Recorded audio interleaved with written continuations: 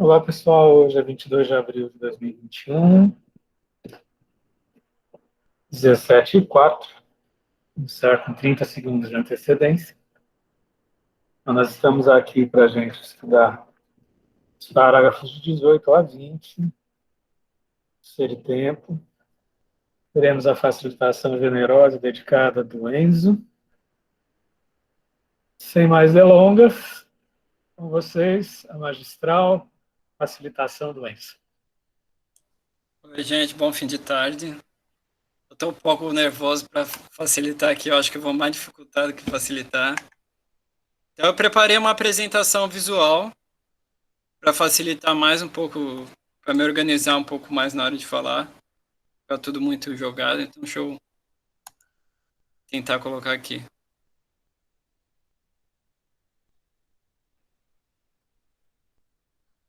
Como é que coloca agora? Você tem que ver como é que coloca.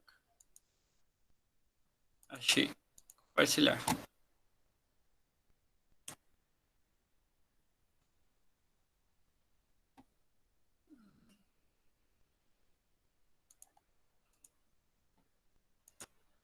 Vocês estão vendo? O que vocês estão vendo? Tá vendo o slide, o PowerPoint? Sim. Ah, que bom. Tá, aqui a gente pode ver claramente Heidegger, a cara dele quando escreveu o livro e a nossa cara lendo o livro. Vou falar da mundanidade do mundo no geral, parágrafo 18, 19 e 20, se não me engano. Vamos lá. Parágrafo 18. Conjuntura e significância. Acho que tá dando eco no microfone de alguém.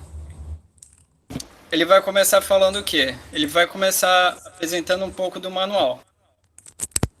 Ele vai falar, o manual vem ao encontro do mundo. O manual já está no mundo. O mundo se descobre antecipadamente em todo o encontro. O mundo também aparece no modo de lidar com o mundo circundante.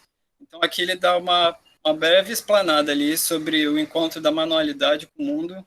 Ele fala que também pode estar ou está. Aí, como eu estou estudando, eu não sei direito se eu estou falando as coisas certas ou errado. Essa relação, né? Então, mas o que ele coloca que é o problema? Ele fala, como o mundo deixa e faz encontrar o manual. O ente intramundano, que vem ao encontro, é liberado em seu ser para a circunvisão própria da ocupação, é levado em conta. Ou seja, aqui é uma colocação que eu fiz, né? Eu vou fazer vários ou sejas na apresentação, na dificultação aqui que eu estou fazendo, que é o que eu entendi, né? Ou seja, através da manualidade, do deixar ser por meio da ocupação. Então, o manual no mundo se encontra através da ocupação, conforme eu entendi. Se alguém quiser me interromper aí, sinta-se à vontade, por favor. Mundanidade e ontologia. Aí ele vai colocar, mas como a mundanidade, que é o tema base desse parágrafo, pode ser vista ontologicamente, né? Aí ele coloca assim, com quais problemas se depara a questão de mundanidade do mundo? E aqui começa a grande questão do parágrafo. Aí ele vai citar lá um termo que no livro ele coloca lá para o final a explicação do que é a referência, que é a constituição instrumental do manual. Consideramos a serventia, o dano, a possibilidade de emprego, etc., como referências. Você pode dar zoom um pouquinho? Tá pequeno, gente? Tá dando para ver? Tá bom? Tá um pouco pequeno. Tá um pouco? Eu não sei como é que dá um zoom. Acho que não dá para dar zoom. Deixa eu ver. Não, zoom aqui, tem uma lupa aqui, você passou aí. Ih, como é que tá? Ah, mas aí eu vou ter que ficar mexendo a lupa. Clica, vamos ver se aumenta. Deixa eu ver. Aí ele Aí, dá um zoom assim. mas aí fica. Aí Eu não some. sei como. Aí, tá bom, aí, melhorou. Bom, posso ir mexendo assim, se ficar melhor para vocês. Sim, sim. Coisas que já possuem. Deixa eu ler aqui de novo, né? Consideramos serventia, tá? Como referências determinadas. Coisas que já possuem um para quê na comunicação cotidiana. Que geralmente a gente já tem um para quê daquela coisa serve, né? Referências ônticas da comunicação cotidiana. Aquilo que cotidianamente já tem um para quê considerado. Pelo computador é meio complicadinho. Bom, deixa eu tirar o zoom aqui e passar para o próximo. Acho que vai ficar um pouco ruim de ficar dando zoom assim. Pronto, achei um jeito mais fácil. Serventia. O para quê de uma serventia, o uso e o em que de uma possibilidade de emprego delineiam a concreção possível da referência. Aqui, pelo que entendi, ele quis dizer, ou seja, uma possível previsibilidade da ação que será feita com o instrumento. Às vezes eu escrevo umas coisas que nem eu mesmo entendo. Se alguém entender e conseguir me explicar. Os instrumentos não são entes a partir do ponto ontológico, porque eles são ônticos, mas então, a partir do ponto de vista ontológico, os instrumentos eles não são entes, pois é uma ação que está acontecendo. Então, como está acontecendo, não dá para determinar como uma fotografia. Outro dia eu estava escrevendo um jeito de explicar ôntico e ontologia, e aí eu cheguei na conclusão de que ôntico é mais ou menos como uma foto do tempo, né? Então, o que está acontecendo mesmo na foto não dá para capturar, porque é contínuo, né? Só o ôntico que é a foto que dá para capturar. A serventia é um conjunto de apropriações dos entes presentes na ação. Ou seja, é uma junção dos para que servem os entes presentes na ação. A referência diz estar referido a. O ente se descobre enquanto referido a uma coisa como o ente que ele mesmo é. O ente tem com o ser que ele é algo junto. O caráter ontológico do manual é a conjuntura. Algo que se faz junto a. A referência analisa o conjunto, a conjuntura. Então, sobre referência, ele está falando que a referência ele vai analisar ali o conjunto, o todo junto ali no momento. Aí aqui eu tentei fazer uma forma visual para entender o que é conjuntura, que é o que ele colocou de exemplo no livro, que é o martelar, né? Então, o conjunto é o martelar, tudo que está junto, fazendo referência a, que no caso aqui, a referência pode ser o martelar. Dar conjuntura é ontológico e não ôntico, pois está aberto em possibilidade, que é o que eu falei agora há pouco, né? Tanto ao que faz parte do conjunto, quanto a análise hermenêutica dele, que é a análise hermenêutica, porque é o que está acontecendo, então não pode ser ôntico e está em análise ontológica. Às vezes eu vou usar os termos e eu me perco um pouco, porque como estou aprendendo, talvez fosse melhor nem usar, mas vamos lá. Aquilo junto aqui possui uma conjuntura, é o para quê da serventia e o em que da possibilidade de emprego. Aí eu tentei criar uma frase para ver se ficava mais fácil de explicar. Não sei se me falem se fica mais fácil ou não. O martelo, ele serve, que é a serventia, ele serve para que se possa, que é o possa é o em que, né, que eu vou explicar também mais para frente, martelar. Então, martelo é aquele em que está sendo usado na manualidade de martelar. Aí eu coloquei ali, né, que ele colocou o martelo seria o manual, nesse caso, e o pregar é a conjuntura, que é o conjunto da ação com os entes. Com o para quê da serventia, pode-se dar novamente uma conjuntura própria, ou seja, martelando, pode-se estar evitando a intempérie de um móvel se desmontar sozinho, ou seja, tem uma conjuntura e aí criando essa conjuntura vai evitar uma outra conjuntura e aí se criam conjunturas das conjunturas. A conjuntura se dá na presença, uma vez que sendo, está essencialmente em jogo o seu próprio ser, porque ela vai se transformando, se modificando, como preferir chamar. Ou seja, está condenado ao leque de possibilidades que se abre sendo. Para que primordial é um ser em virtude de. Por exemplo, o martelo prego em virtude de que um armário não se desmonte. Tá dando para entender, pessoal? Qualquer coisa me interrompe aqui. Investigação ontológica e fenomenológica. Concluindo essa parte da martelação toda, não se deve aprofundar na primeira visualização da conjuntura, com a primeira foto que a gente tira. pois antes é preciso esclarecer, de modo mais amplo, o deixar e fazer em conjunto, que, pelo que entendi, é a ocupação, a fim de aprendermos a determinação do fenômeno da mundanidade e assim podermos colocar seus respectivos problemas. Ou seja, é preciso olhar para todos os fenômenos da conjuntura, do momento ali, e para aquele que olha também, para que assim possa surgir o problema imanente. Na relação, ele irá vir à superfície, né? O problema imanente a ser tratado ali. Deixar de fazer em conjunto. Eu coloquei esse tema só porque o slide já estava pronto ali, e aí tinha o quadrado ali, para não deixar o quadrado vazio, eu fui colocando uns teminhas. Descobrirem sua manualidade, que já é, e assim deixa vir ao encontro o ente desse modo de ser, ou seja, deixa vir ao encontro através da relação com o mundo circundante da conjuntura. Então a gente vai ver aí nesses 3 parágrafos que tem muito a coisa de relação, né?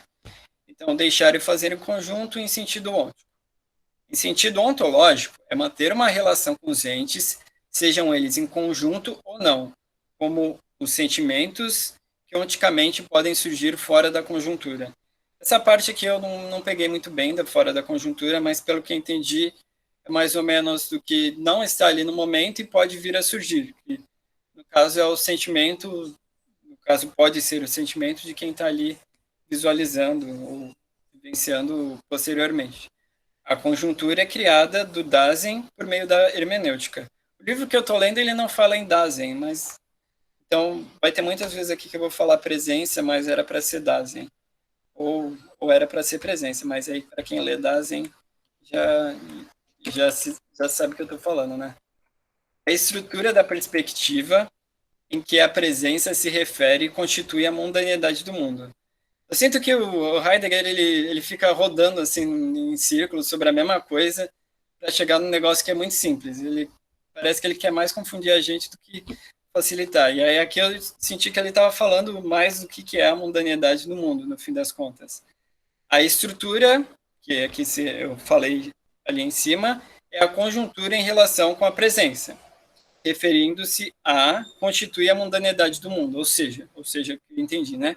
A mundanidade do mundo se dá na relação da presença com os entes. Ou seja, pelo que eu entendi, a mundanidade do mundo é basicamente a relação do Dasein com o mundo, que ele mesmo constitui. A interpretação. A presença está originariamente familiarizada com o contexto em que, desse modo, ela sempre se compreende. A relação da presença, que está sempre familiarizada com o contexto, está sempre familiarizada por quê? Porque ela está sempre ali, a relação do Dasein, né?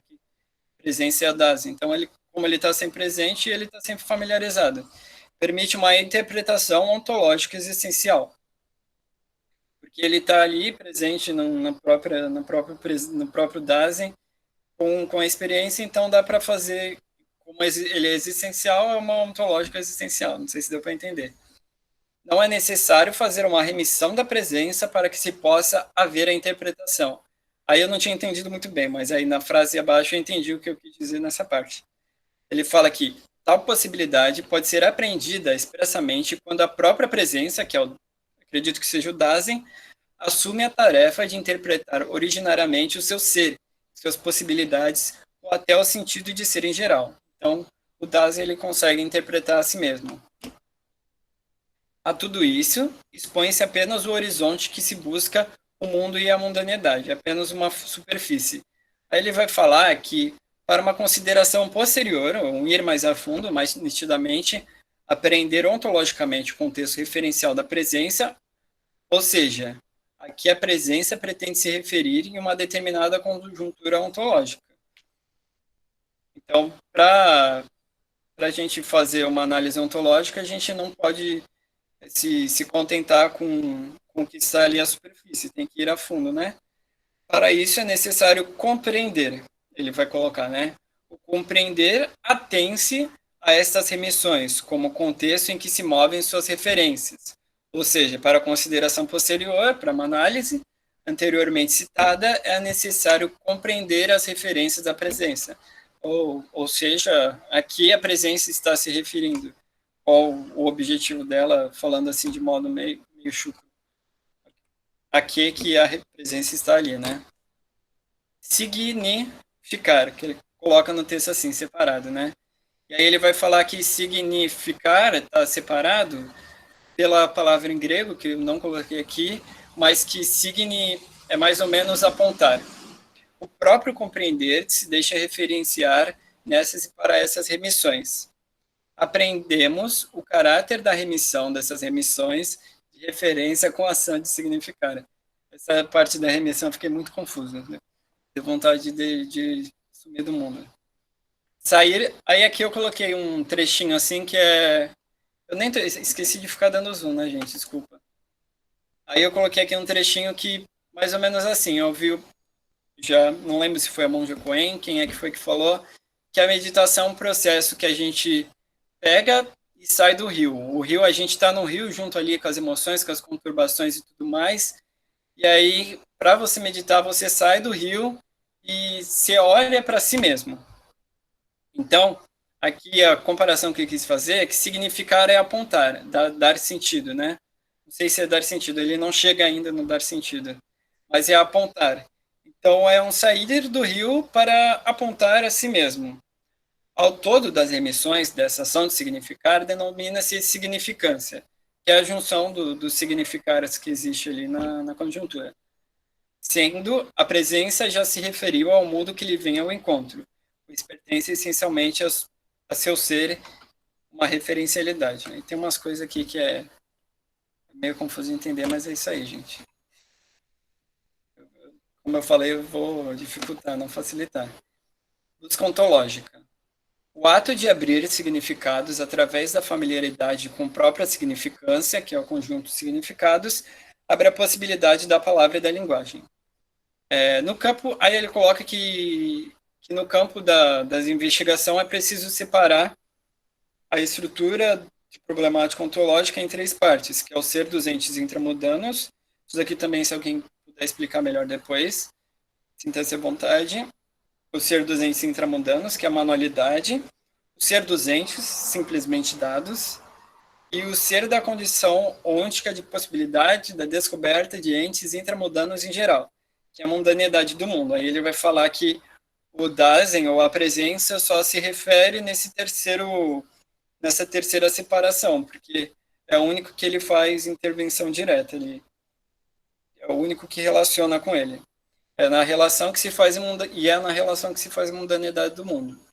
Para seguir com a problemática ontológica da mundanidade, é necessário fazer uma interpretação da mundanidade que se lhe opõe de forma mais extrema. Ele é o extremo da busca ontológica, ou seja, ir ali é um ponto que vai ser necessário chegar a uma estabilidade ali do que deu para entender daquilo que está buscando analisar ou interpretar, seja assim como for. Como preferir dizer, né? Aí ele tem um capítulo lá do nada, que não é do nada, né? Mas eu achei meio... não entendi muito bem. Que aí ele vai falar de Descartes, que a Fernanda me ensinou aqui como fala. Que é o capítulo B. Ele fala que não vai se ater às conclusões não tão ontológicas de Descartes. Isso foi o que eu entendi. Me corrijam aí se eu estiver errado. E fala que nos próximos 3 capítulos ele vai tratar disso, respectivamente, que é até o que o Guilherme vai falar na próxima facilitação ou dificultação, se ele for dificultar também. Aí o 19 ele já está falando de Descartes. 19, a determinação de mundo como resistência. Aí aqui eu entro num lugar mais que eu estou mais familiarizado, porque foi tema mais ou menos do meu TCC. Ele fala ego cogito, eu não entendi muito bem o que ele quis dizer com ego cogito, mas ele fala que a distinção entre natureza, que Descartes vai trabalhar entre a distinção de natureza e espírito, vai ver mais para frente, né? Dentro de que compreensão ontológica Descartes determinou o ser destes entes? Aí ele vai fazer uma análise nesse parágrafo mais ou menos sobre Descartes.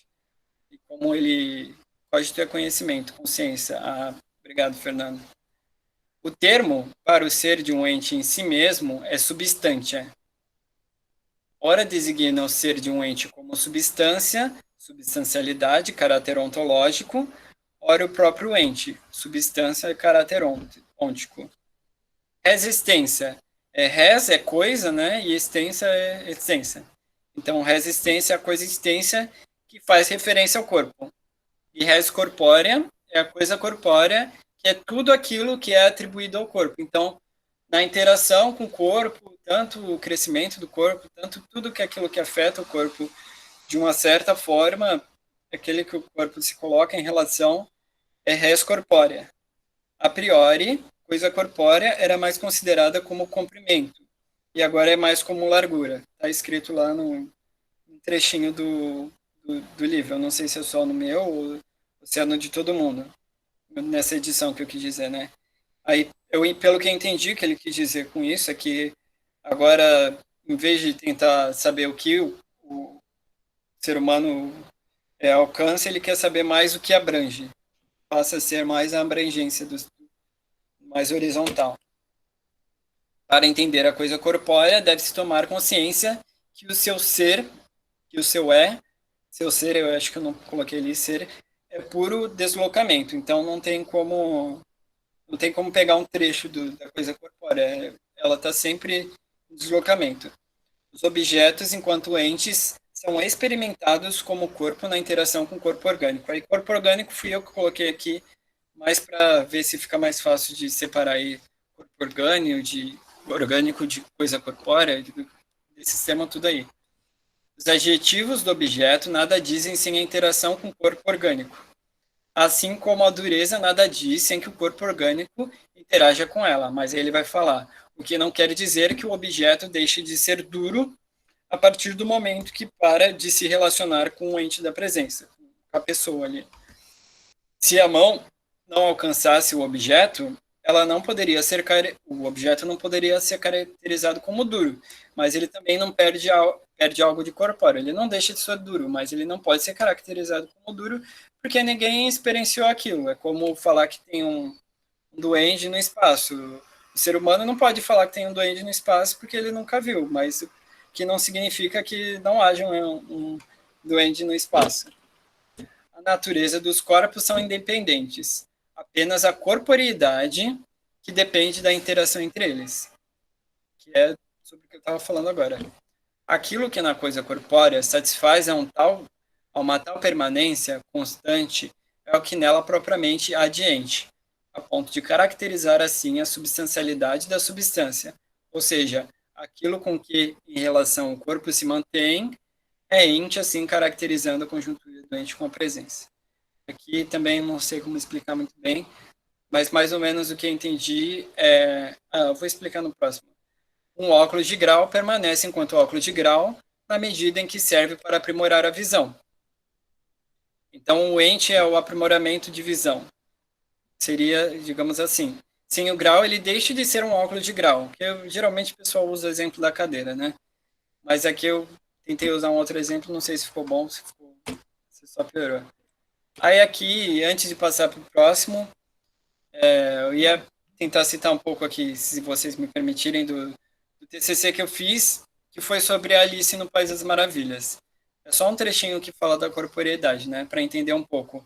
A corporeidade, lá no filme da Alice, eu analisei um trecho. E no filme é tudo muito louco, né, o filme da Alice no País das Maravilhas. E aí, no começo, ela entra numa salinha, depois de cair naquele buraco, ela entra numa salinha, e aí ela encontra a maçaneta lá e tal, e aí ela cresce. Ela cresce, o corpo dela cresce, o corpo orgânico dela cresce. Só que aí, segundo a minha análise, a corporeidade é aquele sentimento de estar se sentindo muito responsável por estar num mundo totalmente inóspito, e aí ela se sente muito grande, que é muita responsabilidade que cabe no corpo dela. E aí ela começa a chorar.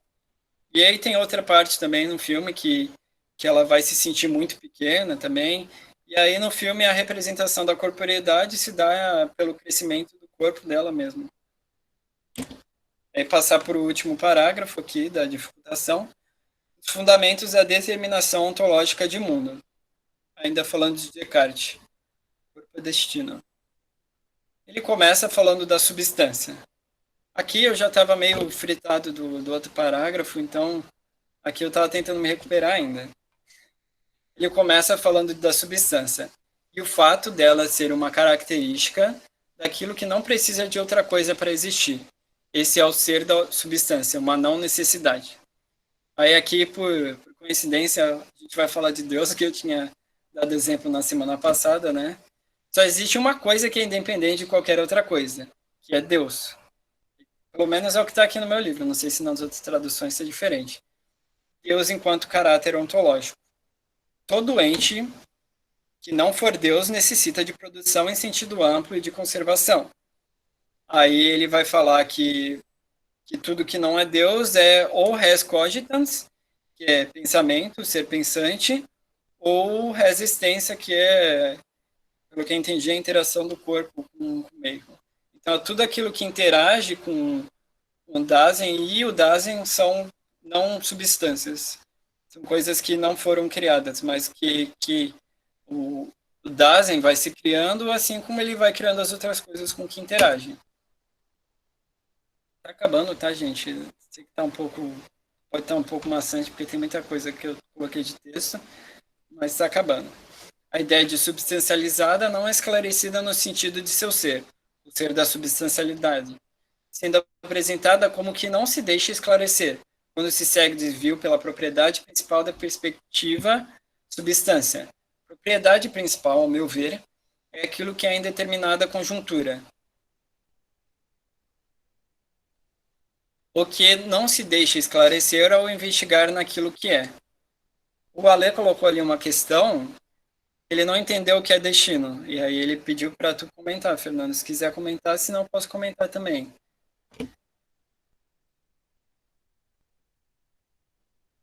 Vamos comentar depois. Daí é uma frase que não está exatamente no Heidegger, tá, gente? Mas Tá bom. depois a Pelo gente que eu comenta. entendi é porque o ser humano está sempre, como é movimento, né? Não dá para falar que é. Então ele é destino porque está sempre sendo para o futuro, né? Depois você comenta aí do teu jeito, Fernanda. Tá, depois. Obrigado pelo relevo aí, tá, Lê? Todavia, esse parágrafo se resume a afirmar que Descartes descartou, aí eu fiz um trocadilho, a busca ontológica pelo ser, pois o ser não nos afeta, segundo Descartes. Ele meio que falou, ser é isso aí mesmo, não vamos analisar como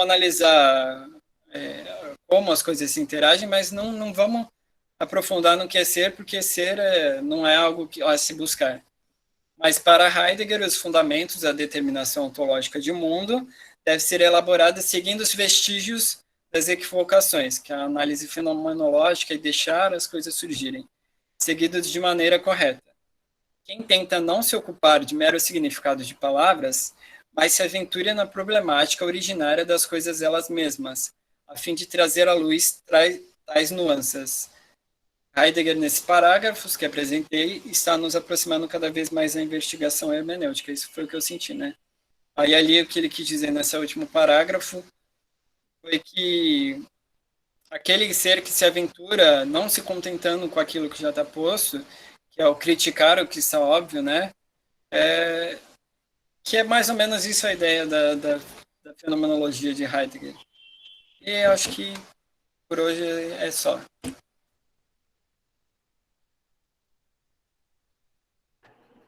Obrigado, Enzo. Agradeço em nome do coletivo, Capricho, montou Desculpa, slide. Né? Acho até que depois, na segunda rodada, as pessoas vão compor a partir da tua fala. Mas também, se você quiser projetar algum slide onde você teve dúvida para a gente pensar coletivamente, tá? Você conseguiu relevar questões importantes e que a gente pode buscar destrinchar coletivamente, né? Quem quer começar, gente? E só uma coisa, gente, tudo isso que a gente está falando hoje vai fazer gancho para a semana que vem, como vocês sabem, está informado no WhatsApp, vai ser um parágrafo, qual que é mesmo, Guilherme? É um parágrafo e um artigo, tá, gente? É o 21, parágrafo, né? 21, com o artigo Descartes, Heidegger, a compreensão de homem e a questão do tempo futuro. Por que eu fiz isso desde quando eu montei o curso lá atrás, junto com os monitores? É que eu realmente senti que essas aulas centrais demandam a gente dar uma paradinha para entender melhor o Descartes, a noção de sujeito em Descartes com a noção de sujeito em Heidegger. Acho que vai ser um momento muito importante. O link do artigo já foi passado para vocês faz uns 2 dias atrás. Quem não viu, por favor, dá uma olhada no Whats. Quem não tiver o Whats, aproveita a monitoria para se inscrever, tá? Eu dou a dica, gente, sempre quem chegar um pouquinho atrasado, pois vai lá no YouTube e assiste o começo da aula, tá? Hoje o Enzo fez um conjunto de slides fantástico, tá? Então, quem quer compor, gente? E aí, quem quer compor, eu também, como eu reforço, sugiro ao Enzo que os trechos que ele teve mais dificuldade, assim, que ele estava colocando, você mesmo disse, esse trecho eu não entendi direito. Reapresenta o texto, que aí a gente pensa em conjunto, tá? Pensa em conjuntura. Pensa na conjuntura. Encontra a conjuntura. Quem quer começar, gente? Eu achei que esse texto é um texto assim, que mobiliza muita coisa. Muita coisa.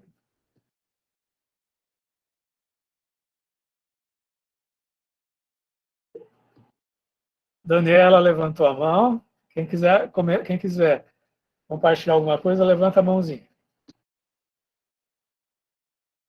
Oi, Daniela, com você.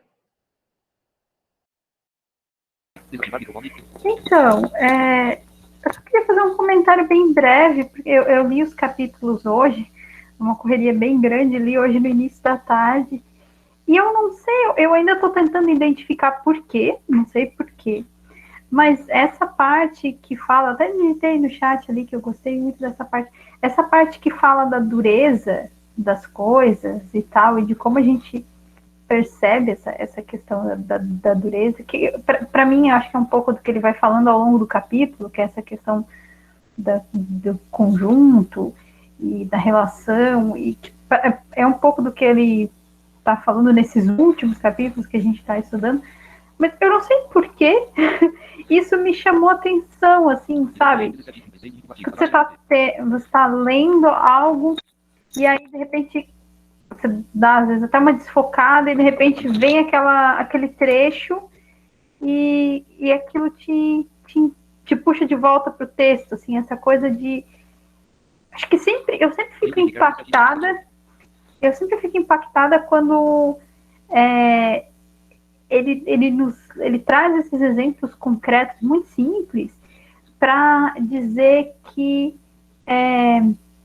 as coisas só existem na presença, não as coisas, né? Mas enfim, que a gente só encontra, né, o ser dos entes, né, na presença e tal, e que, sabe, quando ele faz pensar, né, como a gente estava falando aquele dia, né, que o martelar não existe sem, né, que o martelo não existe sem o martelar, e que a dureza das coisas não existe sem esse contato que nos dá essa impressão, essa sensação da dureza das coisas, enfim, né, que as coisas, eu não sei, eu entendi dessa forma, né, que as coisas poderiam ter essa dureza, mas se a gente não tocar nelas e não entrar em contato com elas, né, se elas nos escapassem, nos fugissem, não existiria a dureza das coisas, né, se não tivesse uma forma de a gente entrar em contato com isso, assim.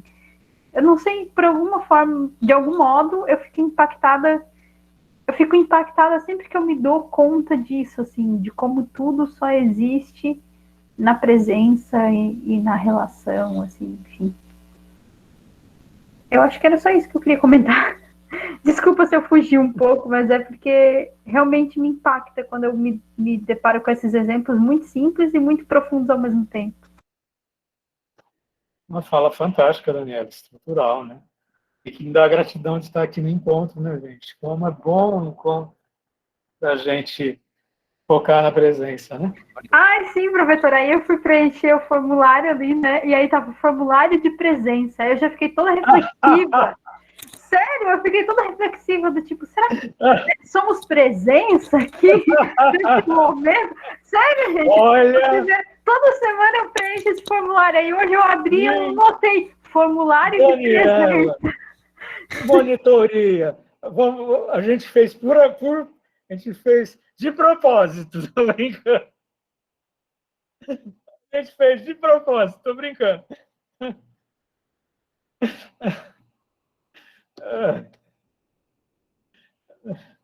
A Daniela descobriu, Karen. A gente fez de propósito. Márcio, Karen. Eu achei engraçado porque isso Camila.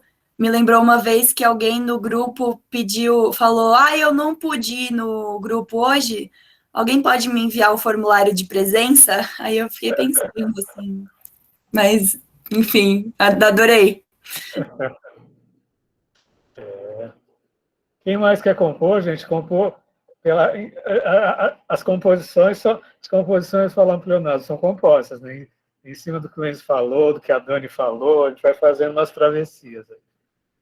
Quem mais quer levantar a mãozinha ou comentar no chat? Antes que a minha ansiedade ocupe espaço.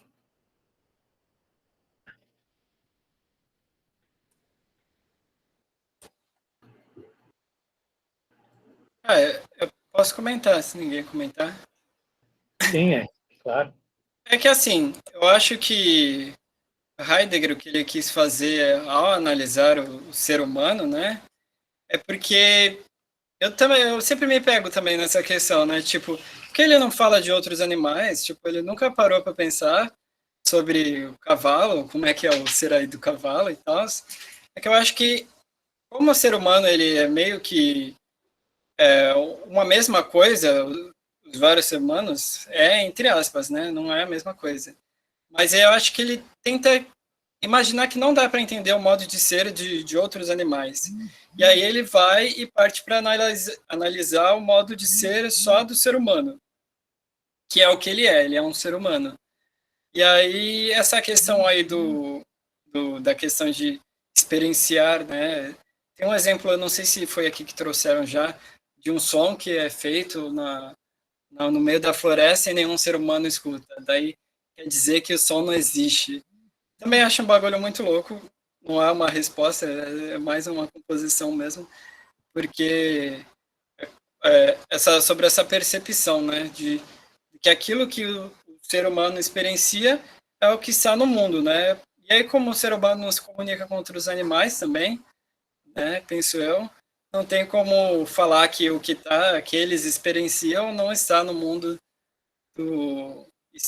do ser humano, porque ele não consegue interagir e saber o que eles estão pensando, como é que está sendo vivenciado. Enfim. Levantei a mão, gente. Eu vou falar algumas coisas, porque eu tenho a situação de eu estar trabalhando com vocês o Ser de Tempo, e ao mesmo tempo eu estou lendo sozinho o seminário de Resolvicon, né? As coisas que a gente lê junto aqui, eu evoco a partir da leitura do seminário de Resolvicon. Já que tem uma mundanidade, né? O Heidegger ele mesmo coloca explicitamente: sim, o mundo existe há bilhões de anos, né? E o homem há não sei quantos mil anos, ou alguns milhões de anos, né? Então ele coloca bem explicitamente em termos de mundo que existe uma estrutura mundo anterior ao homem. Mas que quando a gente diz existe uma estrutura de mundo anterior ao mundo, isso já se remete à nossa presença enquanto ser humano. Entendeu? A gente nunca vai saber o que é o mundo antes do homem. O homem nunca vai saber o que é o mundo antes dele. Né? Mas, no momento que você diz mundo antes do homem, bilhões de anos antes do homem, isso você já está se remetendo à questão da presença do ser no mundo, do homem. Né? E a mesma questão, vamos imaginar uma árvore no deserto solitário. Né? Essa ideia que a gente tem, né? Esse conhecimento que a gente tem da árvore no deserto solitário, porque tem a ver com a nossa presença e com a nossa percepção. Né? Tudo de algum, mesmo que a gente não veja a árvore no deserto, né? É o nosso ato de conhecer enquanto ser humano que é capaz de abstrair. Abstrair é porque a gente já teve uma percepção do que é deserto, que a gente já teve uma percepção do que é árvore, e a gente já teve uma percepção do que é solidão. Né? Então, assim, de alguma forma, o que nos atravessa, seja até anterior à existência do homem, está em referência ao ser humano. Em referência a, mesmo que, obviamente, não é reduzido. Né? O mundo anterior ao homem pode ser qualquer coisa. Qualquer coisa. Mas ninguém vai saber.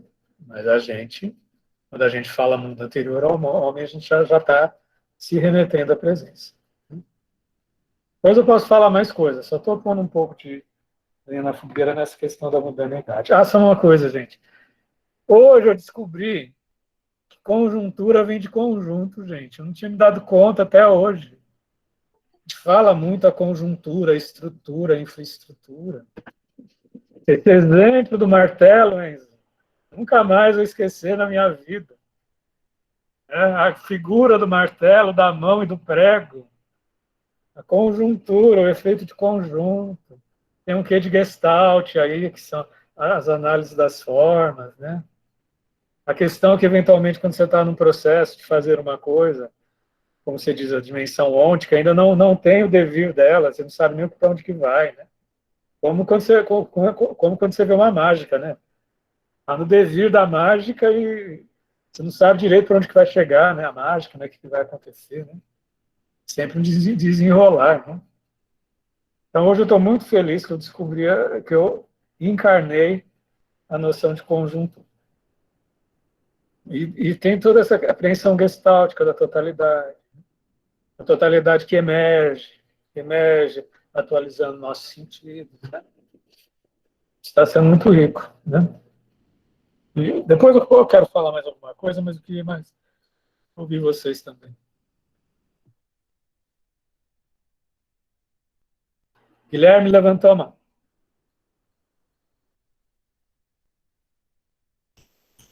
Boa tarde. Eu só queria fazer um pequeno comentário.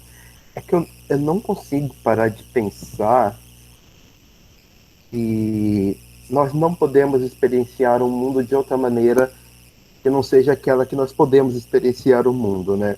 Parece um tanto retórico, mas para mim, o que Heidegger aponta é que nós só conseguimos experienciar o mundo na maneira que é única que o design ou a presença pode experienciar esse mundo, né? E dessa maneira, todo o conhecimento que nós adquirimos do mundo é a maneira que é possível para nós conseguirmos esse conhecimento. De tanta maneira que nós podemos... que não interessa se ocorreu o estrondo ou não na floresta, né? Mas a questão é que se ocorreu esse estrondo, ele só é possível de ser adquirido pela capacidade de compreensão do design, mas isso não quer dizer que os outros animais não poderiam ter compreendido isso. Eles só vão compreender da maneira que eles são possíveis de compreender isso. Sabe? É uma questão de que o fenômeno da coisa no mundo, ele é apreendido de maneiras únicas por essas categorias, né? Do animal zebra, do ser humano, da própria árvore. A própria árvore experimenta o vento de uma maneira diferente do que eu experimento o vento, sabe? Para mim, é isso muito o que o Heidegger quer apontar quando eu leio Ser e Tempo. Não se pode se fugir de uma experiência própria nossa, de que não há tal coisa como uma experiência neutra, né? Que ela sempre parte do nosso modo único de compreender as coisas, né?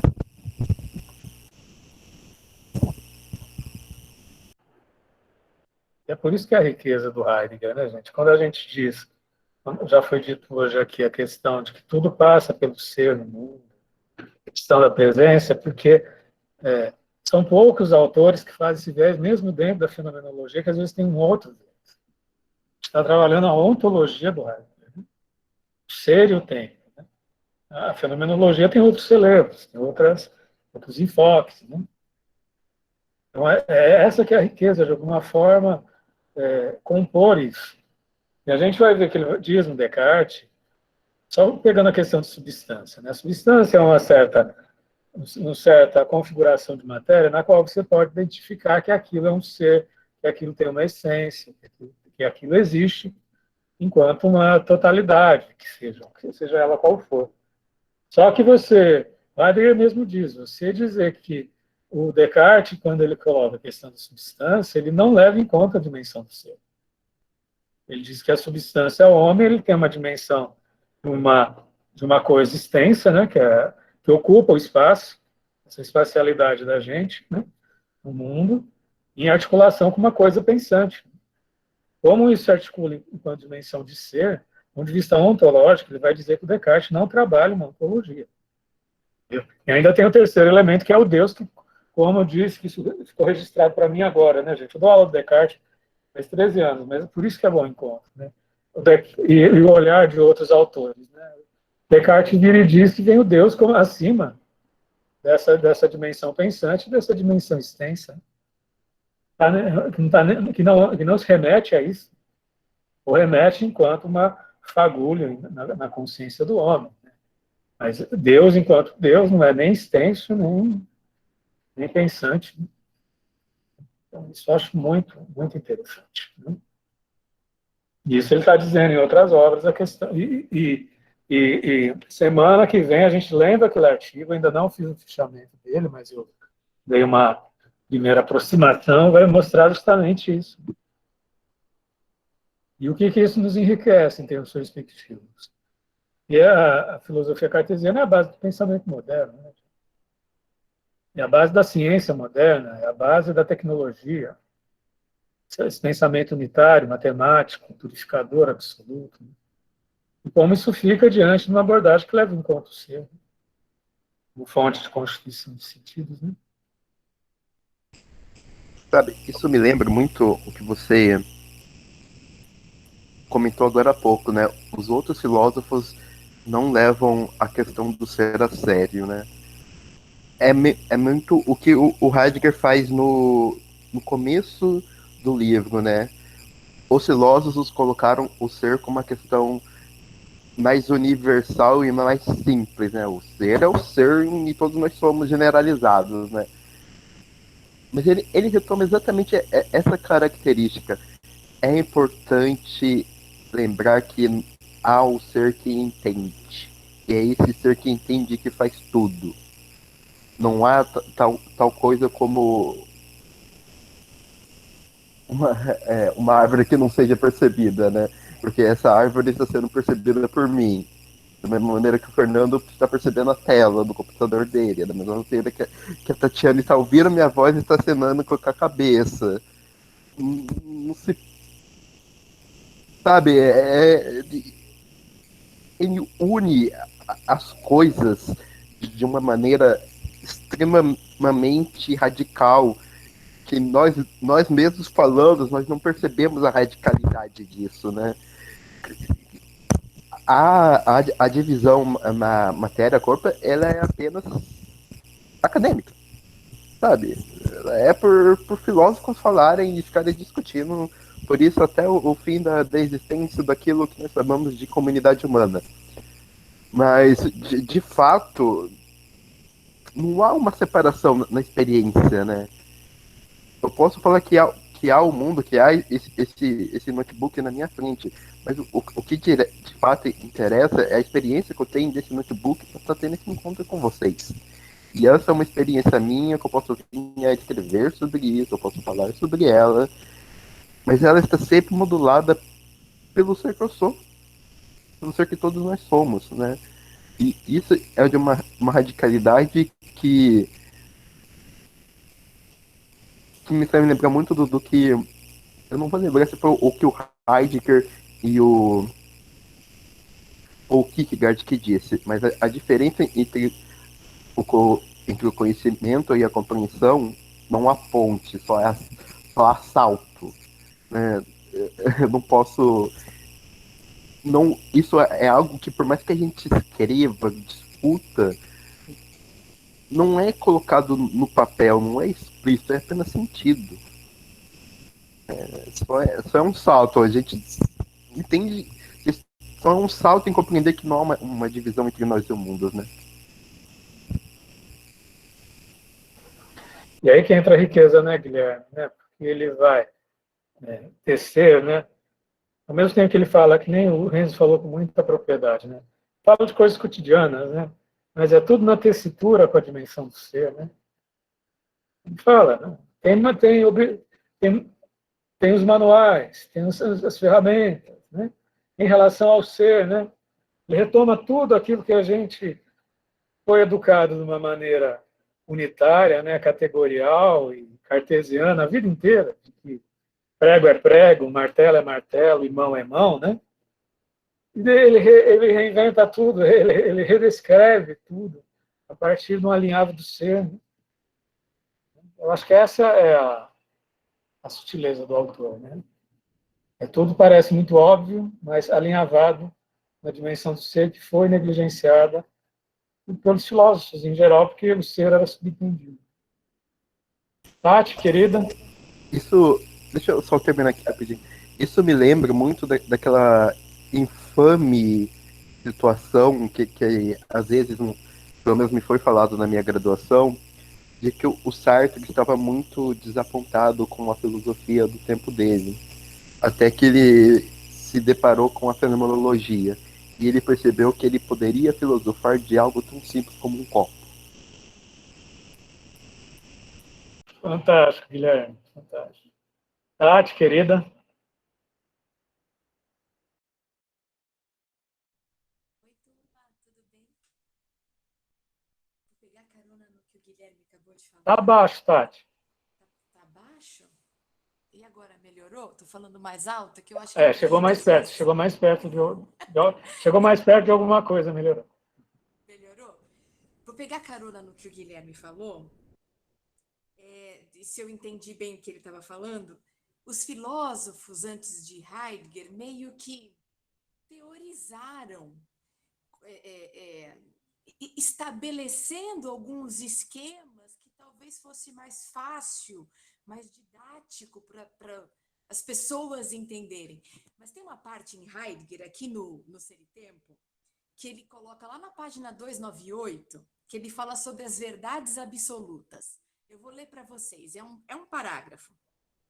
Ele coloca assim, que se deem verdades absolutas, isso só pode ser comprovado de modo suficiente caso se consiga demonstrar que, em toda a eternidade, a presença foi e será.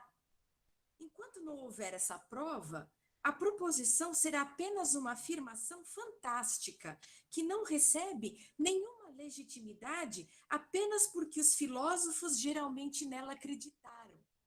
Então, eu acho essa questão... Ele coloca de uma maneira tão interessante que não é só porque o fulano disse que isso é uma verdade, que não existam outras verdades.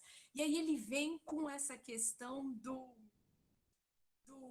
de tentar desconstruir ou desmontar essa questão da dicotomia do sujeito e objeto, do movimento, do pensamento reinante à época, né? E falar, olha, isso não é tão didático assim. Ser humano é movimento e relação. Se ele não consegue, se um ente não vem ao encontro dele na sua clareira de mundo, para esse Dasein, que é compreensão, não existe. Nem está aí, não está na clareira de mundo dele. É um pouquinho, não sei, se eu peguei, acho que eu peguei carona na tua fala, Guilherme. Tudo passa pelo ser. Se não passa pelo ser, não está no mundo do ser dele, né? Do Dasein, que eu quero dizer. Era isso que eu tinha para... Queria só fazer um comentário. Tudo bem? Posso? Que embora, assim, que nem o sol no meio da floresta. Não vai atingir nenhum ser humano, mas não vai atingir... Mas não significa que não vai atingir de nenhuma forma. Indiretamente pode atingir. Por exemplo, o som faz um som estrondoso lá, pega fogo, aí a onça sai da floresta, vai, come alguém, e aí isso aparece no jornal. E aí eu vejo o jornal. Então aquele som, de uma certa forma, existiu para mim, por causa das consequências que foram advindas desse som. Então é uma coisa assim que de uma certa forma, apesar do som não ter existido, as consequências dele ainda existem, que nem o próprio universo, né? Se teoriza que ele veio do Big Bang. A gente não vivenciou o Big Bang, mas a consequência dele a gente vivencia, né? Que é o universo em si de hoje.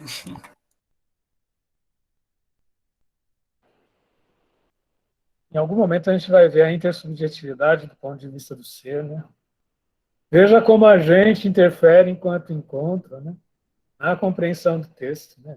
Eu saio hiper enriquecido e grato, porque, gente, o texto é sempre mobilizador para todo mundo, tá, gente? Entendeu?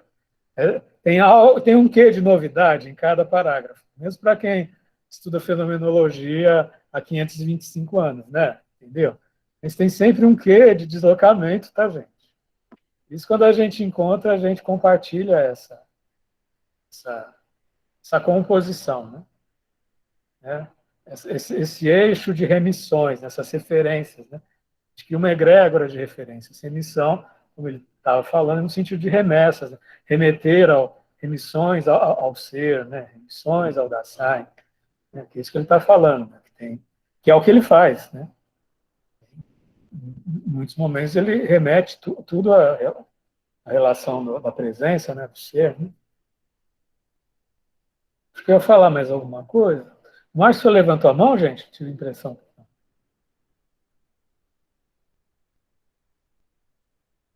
Márcio levantou sem querer. Sempre esse efeito da conjuntura, da vida que emerge.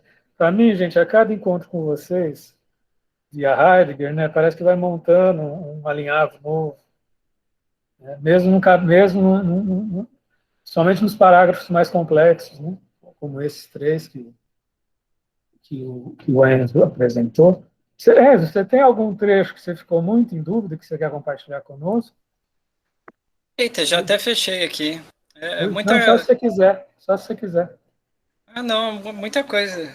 Que eu acho que dúvidas que não são dúvidas, mas que são dúvidas. Que vai surgir com o tempo, porque eu já até fechei aqui, não tem muito o que comentar. Sim, sim. E hoje eu vou sair daqui, gente, com essa dúvida. Né? Durante um tempo eu tinha essa questão da fenomenologia com outros saberes. Né? Mas, assim, eu acho que hoje, a partir da fala, principalmente da Tatiana, né, parece que isso se irradiou para muito mais saberes do que eu imaginava. Né? Como é que a gente sai daqui com um olhar fenomênico diante de outros saberes que podem ser intelecções, né? Isso a gente fala enquanto saber intelectual, produção intelectual, mas que é abstração, na medida em que não se reporta a dimensão do ser. Até colocando uma lenha na fogueira aqui, eu estou lendo o seminário de Zolicon, que um dia a gente pode estudar. Os seminários de Zolicon são pequenos trechos, né? São registro de pautas de reunião. Tem uma dialogia, mas ao mesmo tempo é um pouco mais simples o diálogo. Né? Tem momentos preciosos, tem pérolas, mas não é pensamento tão sistemático como um livro. Né? Então, do ponto de vista do roteiro. Mas ele coloca que a psicanálise é causa e efeito. Até depois, um dia, pesquisar de onde que eu vi. Como é que a gente sai dessas dualidades? Causa e efeito, o pensamento cartesiano que separa corpo e alma, isso negligencia a dimensão do ser, né? Enfim.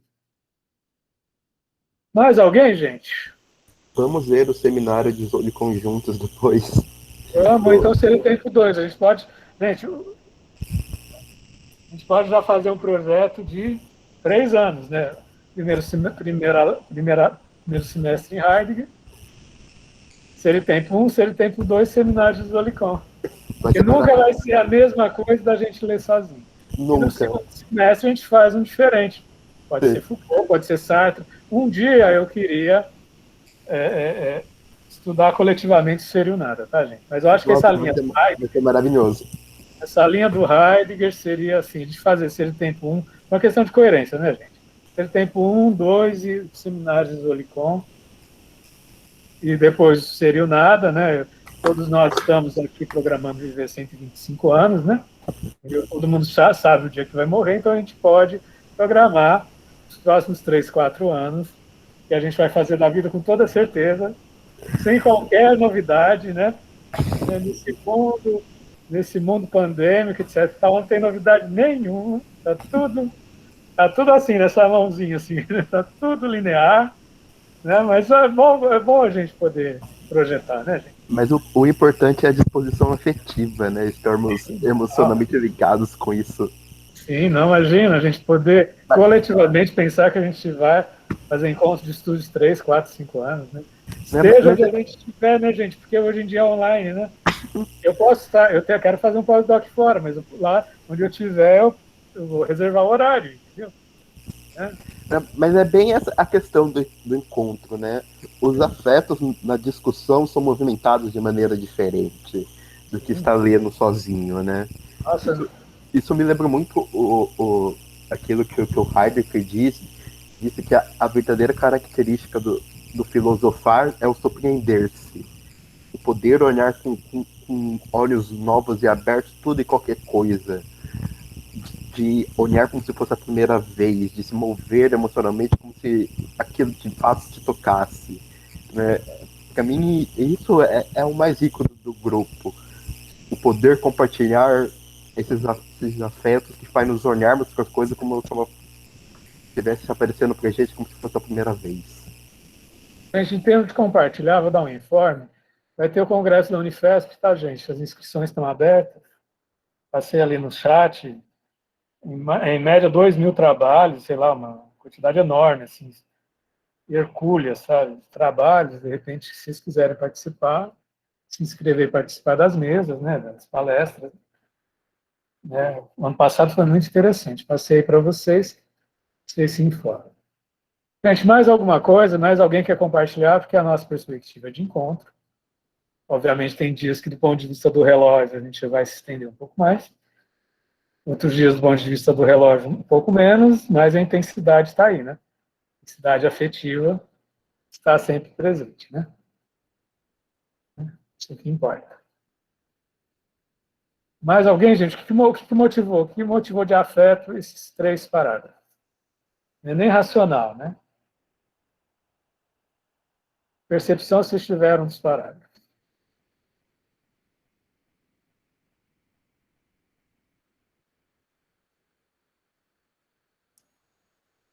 O que eu senti de afetivo nesses 3 parágrafos é que ele dá muita volta para explanar uma coisa só, né? Parece que ele teve um PowerPoint aqui que não sei o que aconteceu que pulou ele, que era para falar sobre descobrir-se, sobre descobrir, né? E eu acho que a aula que vem, eu acho que a aula de hoje é muito encadeada com a aula que vem, porque a gente vai fazer a diferenciação do pensamento cartesiano com o pensamento heideggeriano, né? Isso não apareceu, não. Só vou mostrar aqui só pelo desenho que eu fiz no Paint, que é o descobrir, né? Descobrir, ele descobre a si mesmo. Só como eu gastei energia fazendo negócio no Paint, só mostrando aqui. Que o Dasein encontra ali, aí ele se questiona o que está coberto, ele entra no lençol, aí ele encontra uma bola, que é mais para uma pedra, e aí ele retira o lençol, e aí ele descobre a si mesmo com o momento presente ali, com a conjuntura. Aí só mostrando como eu tive trabalho a fazer, só mostrando aqui.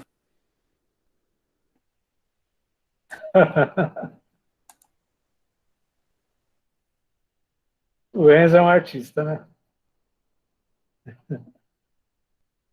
A Camila pergunta se as palestras só para quem já se graduou, professor, pode pessoas de outros estados? Palestras do Congresso é um congresso universitário, eu acho que está aberto, né? Na monitoria, o Congresso é aberto para a comunidade, né? Pessoas que não são da Unifesp podem assistir, né? É sim. Verdade. Aí, se quiser certificado, tem que fazer inscrição. Acho que. Não sei se precisa fazer inscrição, acho, mesmo sem querer o certificado, mas se você se inscreve, acredito que você receba e-mails, né? Quando começar. Tem palestras, tem comunicações orais, tem mesas redondas. Tudo assim, com a qualidade da Universidade Federal, enfim, universidade que está está produzindo vacina da pandemia, entre outras coisas, né? Muito, muito recomendado. Viável. Tati, querida? Então, você estava perguntando o que mais, né, tocou assim no, Chega mais perto. Perdão. O que mais tocou a leitura, né, desses parágrafos? Eu creio que tenha sido para mim a questão de que tudo é em virtude do Dasein. Tudo que o Dasein faz, e aí ele se utiliza dos instrumentos que estão ali à mão, né? Que é o que ele chama aqui de a mão, a manualidade, manual, mas é em virtude dele estar se cuidando, né? É em virtude de ele, e aí que ele já introduz uma questão que provavelmente ele deve falar mais lá na frente, que é o cuidado, uma estrutura que a gente está sempre se cuidando, mesmo que de forma descuidada. Nós somos os nossos verdadeiros amores, né? A gente não consegue se abrir mão de si. E eu acho que é isso aqui que eu achei mais interessante e difícil para mim os parágrafos 19 e 20, que já vai entrar um pouco na filosofia, que eu não sou ainda muito... não tenho muita informação. Tenho só informação que não sou estudante de filosofia, assim, de forma aprofundada. Então, esse para mim foi mais difícil. Pois é, né, Tati? A partir de hoje, o martelo nunca vai ser só um martelo, né? Esse texto, esses parágrafos foram complexos, mas eu vou sair daqui, né, a partir desse encontro, gente, né, nem do que eu li antes. A partir desse encontro, o martelo nunca mais vai ser só um martelo, gente. Vai ser um martelo em virtude do ser. Né? Tem muitas coisas para martelar aqui na minha casa, que eu estou acabando a montagem do meu apartamento. Quando eu martelar, gente, não vai ser mais a mesma coisa. Martelo objetal. Que a Tatiana tá falando de que a gente tá sempre cuidando. Até quando a gente tá se descuidando, a gente tá cuidando, né? Tá cuidando de se descuidar. Porque cuidar é sempre interação, né? Foi o que eu entendi. Cheguei nessa parte do cuidado, mas até descuidando a gente cuida, né?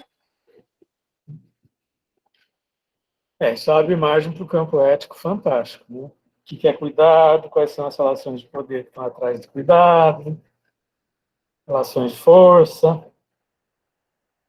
Aí já entra assim no horizonte do Foucault. Pessoal, mais alguma colaboração? Márcio, você pode projetar novamente os facilitadores? Só faltam 4, né? O Enzo, a gente martela o prego ou o prego martela a gente?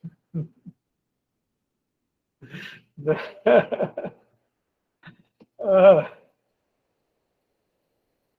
os dois, diz o Guilherme. Mas se você puder projetar a facilitação, faltam 4, tá bom? Prepare o coração de vocês, evoquem seus afetos, tá, gente? Tem muita gente que seja da psicologia, da filosofia, ou seja ser no mundo, né, gente? Que pode viver a experiência de colaborar, né, de construir junto, né? Eu sei, semana que vem, 29 de abril, parágrafo 21, texto do Descartes, que já está disponibilizado no Whats e também no chat, agora foi disponibilizado várias vezes, tá? Enfim, então é só se informar, tá? Seja online ou no YouTube, é só se informar com os monitores, né? Desce mais um pouquinho, Márcio, por favor, para a gente ver as datas que estão faltando. Pessoal, só faltam 4 datas. Agradeço a quem até agora já se disponibilizou. E evoco quem ainda não conjunturalmente, em conjunto, se articulou, que só faltam 4 oportunidades. É de 17 de junho a 8 de julho, gente. Dá tempo tranquilo, é quase 2, tem Tem datas que são 2 meses, gente. Sei que todo mundo tem suas ocupações, mas é uma questão de se organizar um pouquinho, né? Se compor afetivamente com o grupo. Alguém gostaria de se manifestar, gente? Sei que tem mais gente sem necessidade de repetir, né? Porque senão sobrecarrega alguém que já fez, né? Eu acho que não é nem motivador isso. Como diziam no estágio de plantão, só vai, gente, só vai. Lançados, somos seres lançados no São mundo. seres lançados, cada um coloca o seu olhar, a gente compõe junto Vou depois, não lançar tem? aqui, se vocês permitirem, o 38 e 39. Falando em lançado, o 38 é a decadência e o estar lançado, aproveitando. Você vai fazer, Tatiana? É isso? Se puder, Então tá, Tati. pode ser. 38 e 39. Fechou, dia 1º de julho, né? Deixa eu marcar aqui. Beleza. 1º de julho. Quem mais, gente? Três seres. Só faltam 3 seres. A gente aprende a caminhar caminhando, gente. Quando eu estava fazendo meu TCC, há 2 anos atrás, quando eu fiz meu TCC, né? Eu perguntei como é que eu faço para o meu orientador, eu estava na graduação, há 2 anos, tá, gente? Ironicamente. Falou, olha, Fernando, você aprende a caminhar caminhando. Né? Tem muita gente boa aqui, muita gente articulada.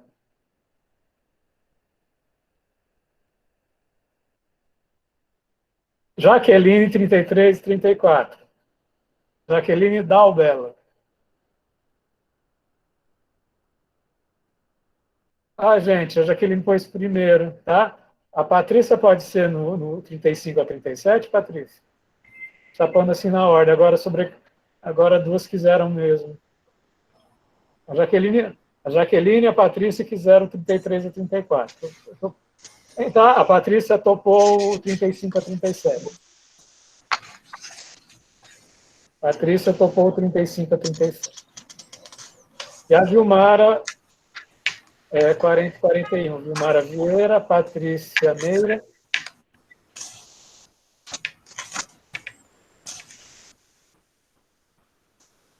E o 35 a 37, a Patrícia Meira. Que ótimo, gente. Estou tão feliz. Tão feliz por todos nós, né? Fechamos o nosso quadro. Dá uma descidinha, Márcio, para a gente ver. Márcio está eufórico. Márcio responsável.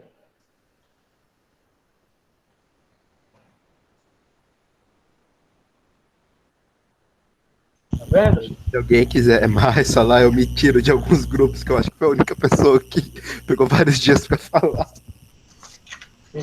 Quem quiser substituir o Guilherme, que está em vários. Eu também, pode pegar o meu aí, que eu tenho mais 2 ainda. Eu aceito só se for no Foucault. O Heidegger eu não dou mais conta. Você está no Foucault, Daniela? Sim, eu estou com o último encontro. Então, se tiver algum mais de início... Se quiser, pode pegar o meu. Não importa, não.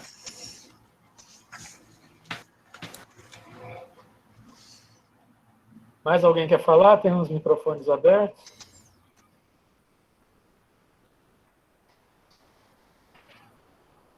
Então, acho que é isso, né, gente? Fechamos o nosso quadro. E se tiver mais algum ajuste, os próximos encontros, vocês vão conversando pelo WhatsApp, tá? O Márcio, disponibiliza esse link novamente, com o quadro fechado, para todo mundo dar uma olhada no WhatsApp, por favor. E aí a gente vai fazendo os ajustes, quem quiser trocar uma vaga com outra. Sem contar, gente, que a gente tem as datas. O Márcio, vamos combinar. Vamos abrir a facilitação e temas para os outros 8 a 10 encontros do projeto informal, né? Esse projeto é um projeto formal, está registrado no projeto de extensão. A gente só vai começar uma nova rodada um outro ano, em fevereiro ou março do ano que vem, mas até dezembro o pessoal topou fazer um projeto informal. Então faça, Márcio, um quadro com com as datas, eu sou atrevido, gente. A única sugestão que eu dou por enquanto é mini corporeidades em desfile para abrir, né? Corporeidades em mini desfile. Para abrir, porque eu falo de várias formas do corpo, vai ser um panorama do corpo filosófico, em toda a história da filosofia. Né? Vai ser fantástico. Tá? De inaugurar, eu começo com essa facilitação. Depois ainda tem mais uns 9 encontros para a gente ver artigos, filmes. O pessoal está falando em filmes, está falando em teatro, né? Pode ter uma dramatização de uma peça do Sartre. Prefácio da Fenomenologia da Percepção, Guilherme Balheiro está falando com muita propriedade, é muito legal. Toda a crítica, a crítica aos saberes modernos e a possibilidade fenomenológica, acho muito apropriado, tá, Guilherme? Fantástico, fantástico. Coloca aí na lista, por favor, tá, Márcio? O Márcio vai preparar o quadro com as datas que a gente já viu quais são, né, Márcio? Agora a gente vai começar uma outra facilitação, que é do projeto informal, tá? Esse é informal, não tem certificação, nada, só para a gente manter os corações ligados, tá? Conectados. Mais alguma questão, pessoal? Então, estamos encaminhando para a nossa finalização. Eu vou estar disponível para supervisão de TCC agora, tá? Para quem quiser. Vou encerrar a gravação agora, tá, gente? Boa semana para todos, todas e todos. Em breve, esse encontro vai estar disponível no YouTube, tá bom? Abração. Tchauzão. Até mais.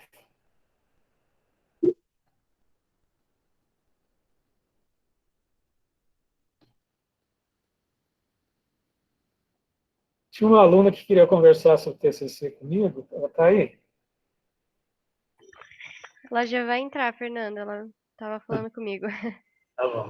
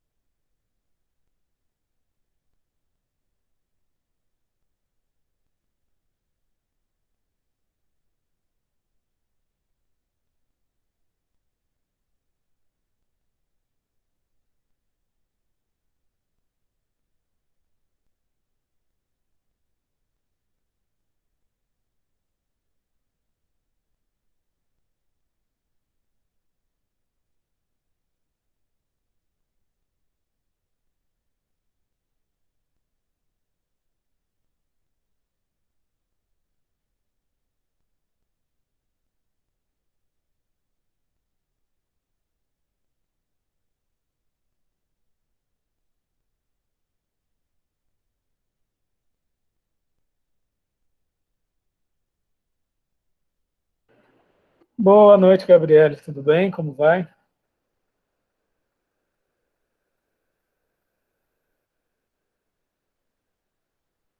Gabriele? Oi, Gabriele, como vai? Tudo bem? Oi, professor, tudo certo? Bom, se puder abrir a câmera para a gente conversar. Não, tudo bem. Olá, bom te ver. Acabou o encontro, a gente pode conversar com calma. Professor, Vou fechar as outras janelas, porque o encontro já acabou, às vezes a pessoa esquece de fechar.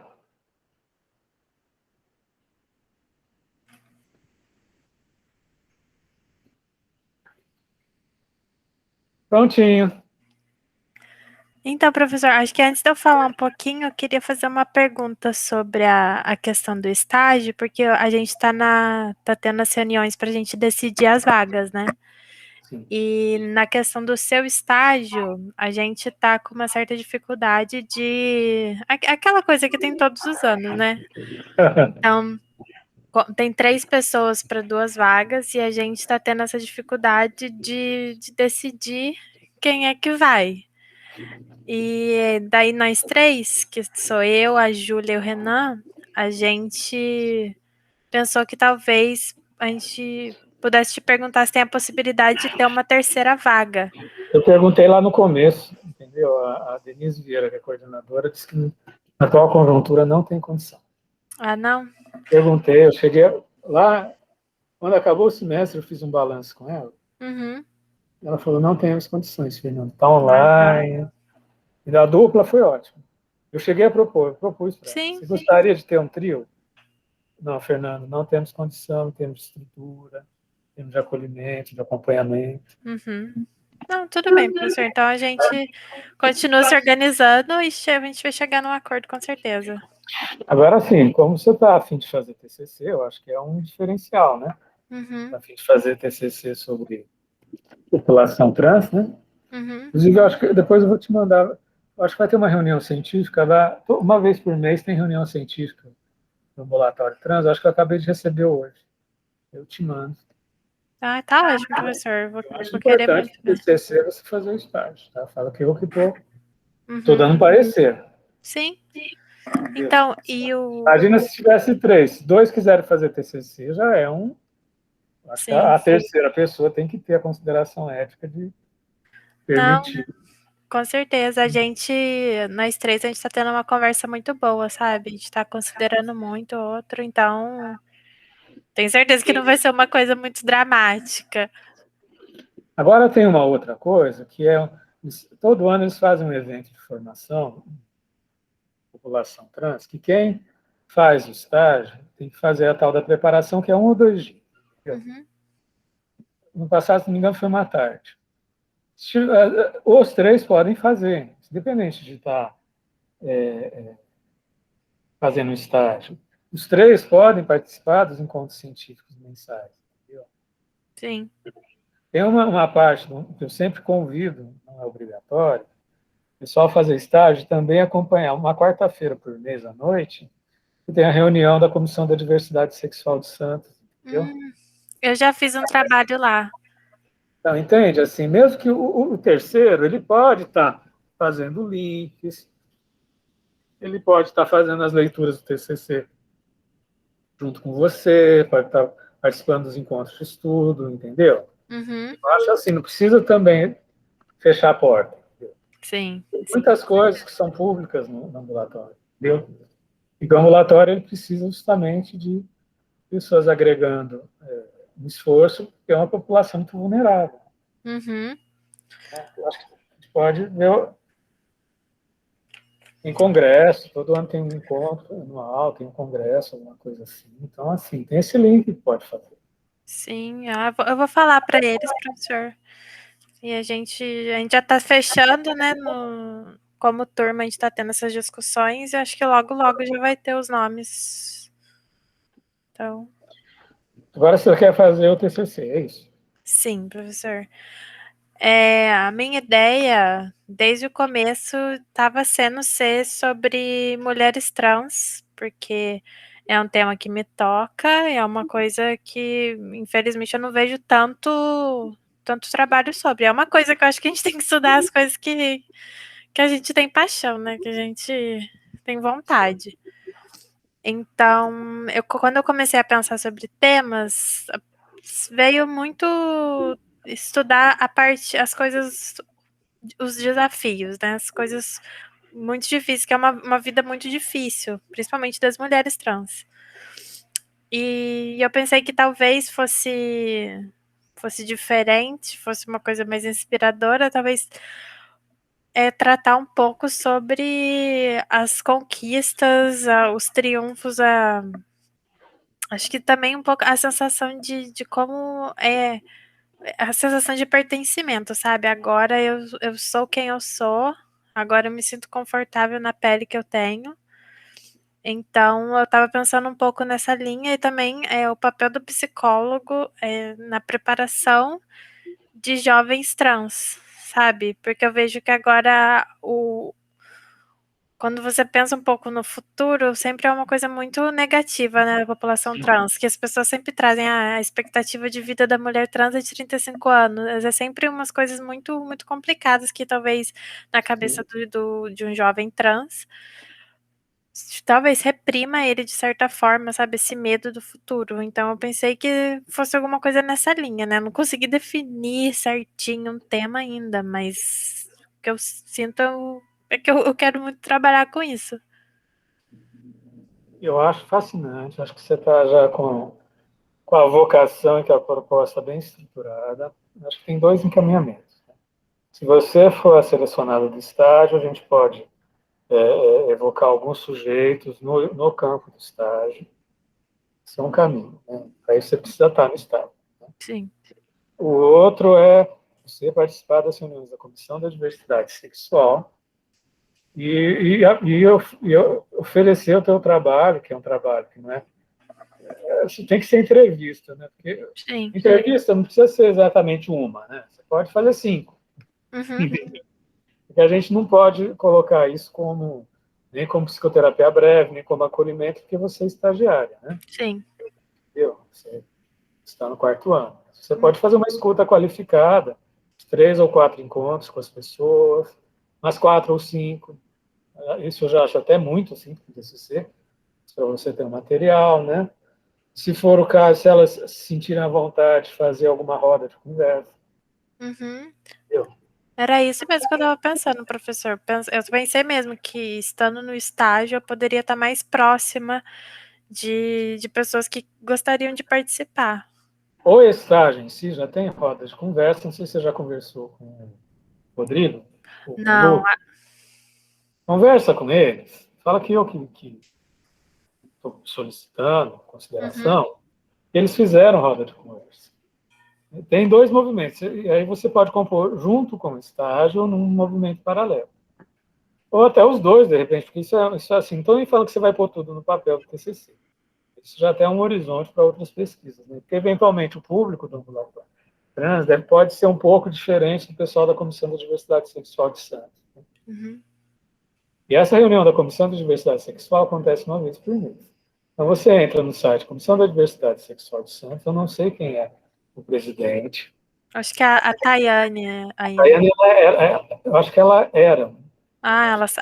Ela tinha sido candidata a vereadora, né? Eu não sei se Ela não chegou a se eleger, mas ela tá num grupo de direitos humanos. Uhum. Então, a Tayane é referência, ela está no Instagram, ela está no Facebook. É com ela que a gente fez uma entrevista já.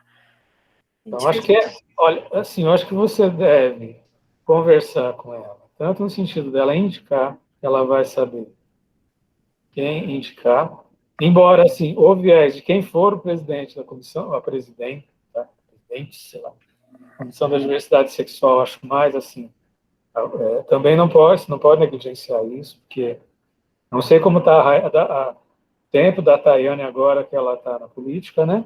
Uhum. Ela sempre esteve, né? Mas agora ela está mais influente. Mas o depoimento dela, eu sei que já fez entrevista com ela, é fundamental, né? Uma pessoa totalmente resiliente. Totalmente, entendeu? Passou todas as agruras, até da prostituição, Uhum. de ter saído da casa. Você já fez entrevista com ela, e hoje é uma referência. Hoje ela é uma doutora honoris causa em sexualidade e direitos sexuais, né? É uma doutora honoris causa, sem ter feito doutorado. O tema-chave, talvez, de resiliência, não sei, estou pensando, estou criando uma vaga com você. É possível resiliência? Quais as condições dessa resiliência? Você pode até procurar as mulheres trans que são de meia idade, não sobreviver aos 35 anos de idade. Tem a Márcia, que está no... Márcia Carvalho, se não me engano, está no meu Face. Meu Face. Uhum. Ela tem 55 anos de idade, só agora que ela está conseguindo ter uma profissão. Entendeu? Ela é taróloga, ela conseguiu ser secretária de um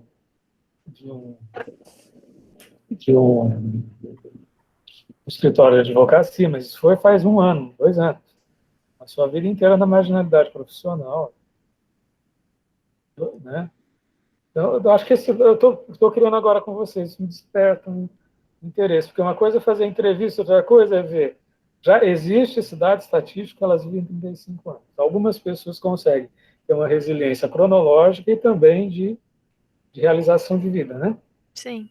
Sair daquela compulsoriedade social, de serem prostitutas, né? Uma compulsoriedade social. Uhum. O que elas querem? Embora, como a Tayane mesmo disse, se a pessoa quiser, tudo bem. O problema é quando não quer, né? Entendeu? Então, eu acho que o termo da resiliência, se existe um espaço, eu aprendo assim muito com a população trans, os limites do pensamento da sociedade. Nas últimas décadas, a gente viu outras periferias que, deixando de ser periferias, tendo um espaço mais generoso, como a homossexualidade, a bissexualidade, até os assexuais também, enfim. Hoje a gente diz que tem 70 gêneros e sexualidades, enfim, tem milhões de conversas assim, desse viés. Mas o limiar da transexualidade, eu acho que na contemporaneidade, é o limite para pensar as outras pluralidades. O que a gente é na nossa, você é na sua, seja ela qual for, a vivência, a experiência entre a tragédia e a elaboração transformar a tragédia em angústia, você entende? Sim. A vida é angustiante para todo mundo, aquilo que eu falo no meu modo, era elaborar angústias, né? Onde a gente vê o limite da ontologia, o limite que é o seu. Isso que é importante, se você puder participar do encontro de estudos, tá? Está falando ser no mundo, entendeu? É ser no mundo quando a gente politiza a partir da exclusão social, da vulnerabilidade da população trans, né? Eu vejo assim, só da tua postura, do jeito que você está chegando, eu vejo que tem uma coisa muito fértil em várias possibilidades. Acho que é interessante você ter essa... Não sei se você concorda, o termo da resiliência, seja em que sentido for, seja na dificuldade, gente que não consegue, que fica arrebatada pela exclusão, que se sente inferiorizada, que tenta o suicídio porque não vê outra hipótese, tem muito disso. Né? Entendeu? Gente que recebe violências quando sai na rua, população trans em geral é uma população noturna, né? Que sai na rua tem medo de ser linchada, né? Entendeu? Sofre violência assim. Isso é o limite da civilização, né? E a cara da incivilização, de como um ser humano é cruel. Uhum. Professor, eu gostei muito da resiliência, sabe? Eu tô pensando em várias coisas. Uma das coisas também que me inspirou é que tem uma mulher trans que eu assisto, né? Ela costuma fazer vídeos e tal. E alguns dias atrás ela postou um vídeo de um relato pessoal, contando a história dela.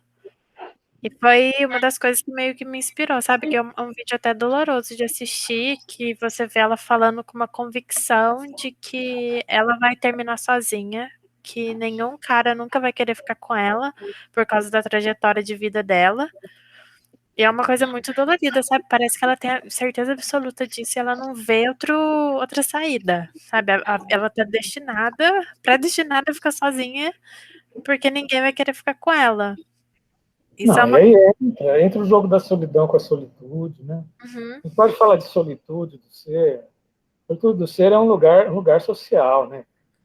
Solitude do heterossexual é diferente do homossexual, é diferente do trans, é diferente do trans que mora nos jardins, porque tem trans de elite, né, gente? sim. Trans que é top model, etc. e tal, que sempre foi de elite protegida, né? Protegida, sei lá, protegida. E é diferente do que está na arte no DIC, né? Na favela, né? Acho que tem resiliências, tem assim, eu estou investindo de ideias aqui. Imagina você entrevistar um youtuber que tem milhões, um trans youtuber que tem milhões, uma trans youtuber que tem milhões de acessos, Seria. você tem, entendeu? Você pode fazer uns contrapontos bem barrocos assim.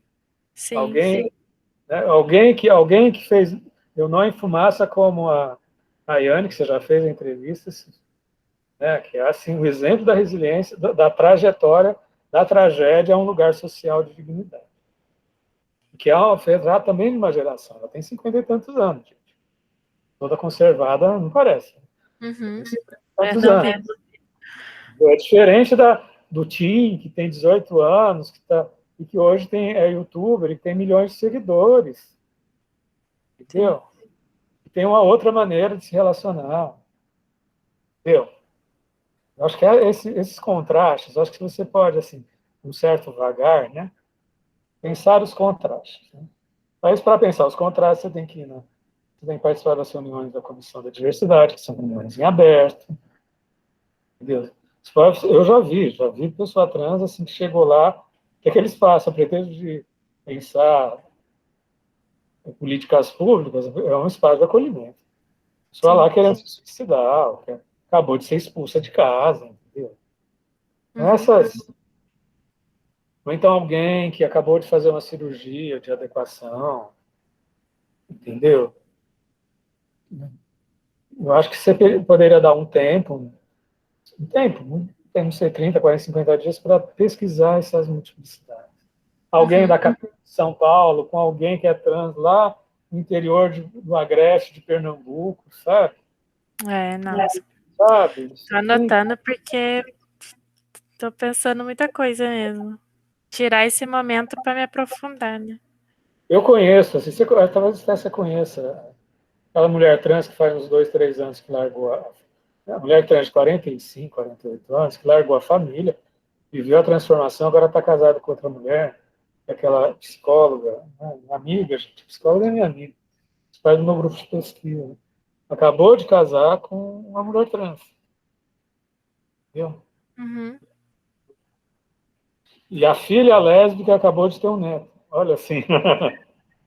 Como é que ela chama? Daqui a pouco eu lembro, gente, eu sei, é minha amiga, a gente toma café. Ela está na Comissão da Diversidade Direta, cabelo vermelho. Ela é psicóloga. E acabou de casar com uma mulher trans, faz um ano e meio, da felicíssima. Uhum. Entendeu? Eu acho que tem esses relatos de vida, né? E uma coisa que eu vou te pedir, inclusive isso que a gente está falando hoje, vamos fazer um diário da tua experiência. Você chega aí, como é que foi o encontro hoje? Tudo que tiver a ver com processo, tudo que tiver a ver, processo de escolha do estágio, reuniões de estágio, as conversas que você tiver comigo, seus contatos com a Comissão da Diversidade, faz um diário desses estudos. Uhum. A gente vai pegar do ponto de vista dos sujeitos da construção do seu afeto. Pode ser? Sim, perfeito, professor. Tá? Já anotei. Você tá começando o quarto ano? Começando o quarto ano. Você escreveu um TCC1? Não. Sim. Você está indo para o 2? Não, eu tô indo pro 1. Eu não fiz o... Ah, você vai fazer 1, tá. Uhum. Então, vamos combinar esse semestre, até agosto, de você fazer esses contatos, essa percepção, essa pesquisa. Vou torcer para você entrar no estágio no ambulatório. Uhum. Você vai fazer até pesquisa lá. Um diferencial. Pode deixar, professor. E convido o trio para participar do Encontro de Estudos Humanistas. Diz que tem reunião técnica científica todo mês no ambulatório trans. A pessoa não vai estar... Se o terceiro que não fizer, se ele for vocacionado, ele vai criar uma rede de contato. Sim. Entendeu? Todo esse trio está convidado. Eu tenho certeza que a Denise, quando tiver definido os dois, ela falou que ela vai me dizer quando tiver a tal da reunião. Tá? Reunião de formação. Aí os três podem ir na reunião. Tá? Tá bom. Diga que o terceiro, assim, o recado é o seguinte, diga que só tem vaga para 2, que eu já tinha confirmado isso antes. Eu tinha sugerido 3 e a coordenadora só tem condições para 2. Uhum. Diga que é uma tarde só, gente, é uma correria. Tá bom. Mas que a pessoa está convidada para participar das reuniões, dos encontros de estudos humanistas nas quintas-feiras e das reuniões técnicas científicas que tem uma vez por mês, e a gente aos poucos vai criando uma rede de debate, você vai compartilhando texto, e vai ter uma formação que os 3 estão convidados para fazer a formação. Tá ótimo, professor. Vou passar o recado. Que dia que você faz aniversário? 17 de maio. Tá bom, Taurina. Tá chegando já. Tá bom, Taurina. É isso aí. Taurina, boa de construção, boa de estruturar as coisas. Que bom, então, professor. Eu estou aí à disposição, vai amadurecendo as ideias, já faz o diário de hoje. Pode deixar, Tá professor. Quando eu tiver mais um materialzinho, eu te mando e-mail e a gente vai conversando. Combinado. Obrigada, tchau. Boa noite.